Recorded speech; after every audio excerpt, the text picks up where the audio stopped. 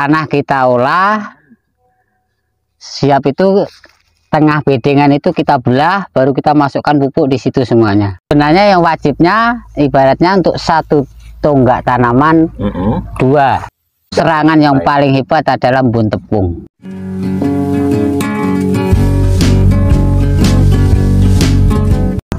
Baik, assalamualaikum warahmatullahi wabarakatuh. Pada kesempatan kali ini kita berkunjung ke salah satu petani yang sudah berhasil membudidayakan melon. Ini kita lihat, ini ada hamparan melon yang saat ini sudah panen perdana. Baik, langsung saja kita tanyakan kepada beliau. Dan Pak, bisa kenalan dulu Pak, nama kemudian ini di alamatnya di mana? Nah, kan nama saya Sabto, yang kami berdomisili di Kampar Kiri Tengah, Kabupaten Kampar. Ini untuk sekarang ini kita pakai melon oren atau kita dengan varietas noni. Bicara mengenai melon Pak De, kita pengen tahu dari pengolahan lahan, kemudian seterusnya sampai di pemupukan dasar, bisa dijelasin Pak De? Untuk pengolahan lahan sebenarnya ya hampir mayoritas sama lah cara mengolah tanah itu, ibaratnya hampir sama semua petani di Indonesia mungkin udah tahu semuanya. Cuman kita di sini dalam bertani di Riau ini, kita untuk dasarannya nggak kita aduk semua.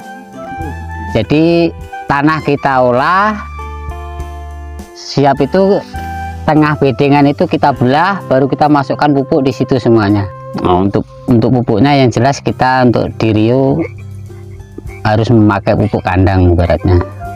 Ini luas berapa atau berapa batang yang ditanam Mbak Deh?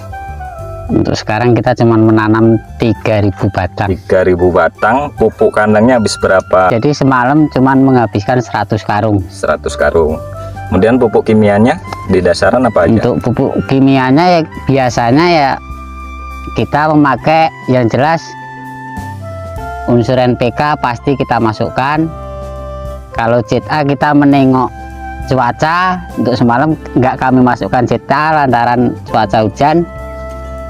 Dan untuk TSP yang jelas untuk TSP nya pasti memakai. Oke, ya.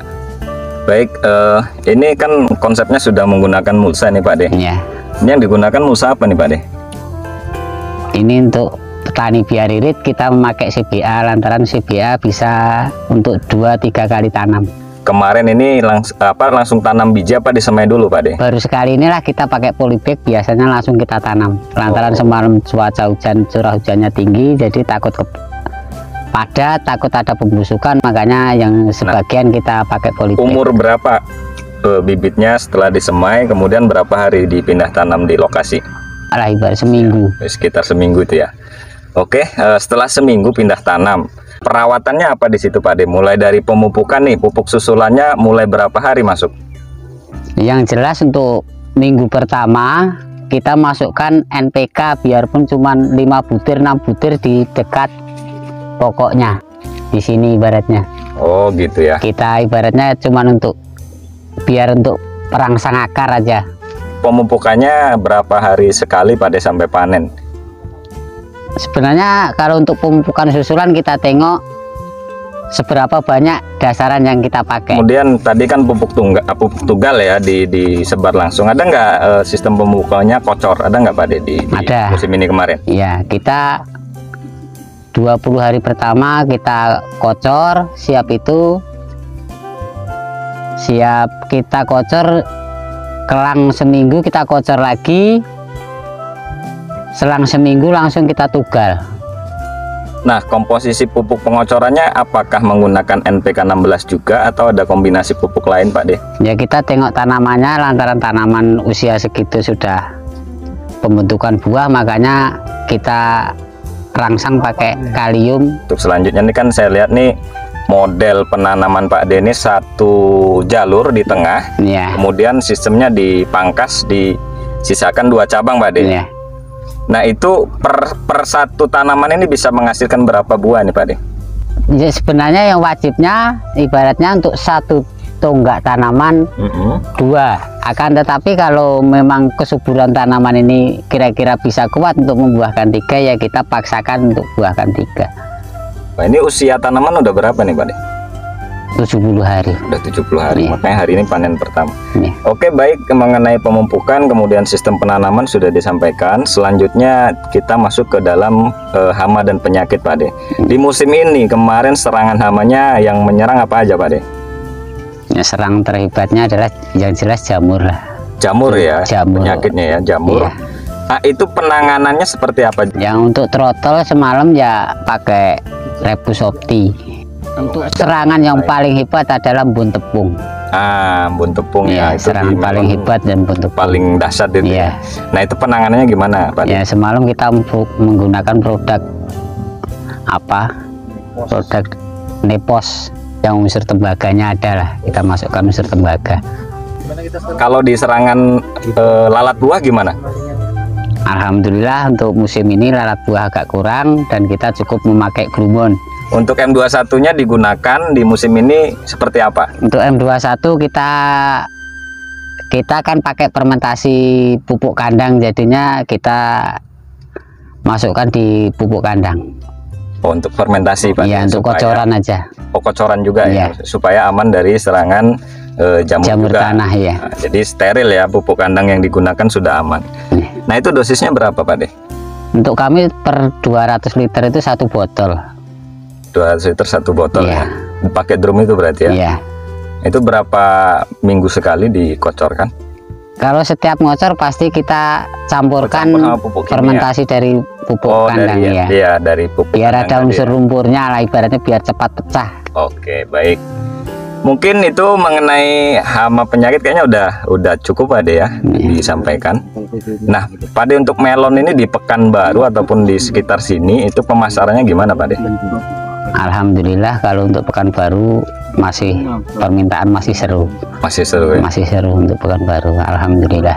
Ini kalau perkiraan panen dengan populasi tanaman kemudian sistem topping di cabang 2 ini berapa ton kira-kira Pak De? Ya kita bikin rata-rata ibaratnya satu pokoknya ini satu buahnya 1,5 kilo aja lah. Jadi dalam satu pokok ini ada 2 buah jadi 3 kilo. Tinggal kita perhitungkan ibaratnya berapa pokok yang kita tanam, jadi udah bisa kita reka-reka seberapa hasilnya, kita ambil yang ibaratnya yang sedang aja Ya, nggak usah Ya. kita besar-besarkan ya, Pak De, yang sedang yang aja lah rata-rata gitu. aja. Nah, kalau untuk tipe melon oren, daging oren ini ya, buah yang super itu seperti apa Pak De? Yang masuk ke grade A? Yang jelas sempurna, yang jelas yang sempurna ini bisa dikatakan sempurna ini ya kita perawatannya dari kecil memang kita harus menengok buah. Jadi, Ibaratnya buah- natnya rata, jaringnya rata, buahnya opal. Untuk grade A untuk sekarang ini 8 sampai 8,5 per kilogram. Mantap. Kalau untuk modal Pak De tahu nih per batang hitungannya untuk melon musim ini habis berapa kira-kira? Ini lantaran semalam cuacanya ekstrim, kita banyak memakai fungisida, jadinya ya agak membengkak lah ibaratnya. Di angka berapa ribu kira-kira Pak De?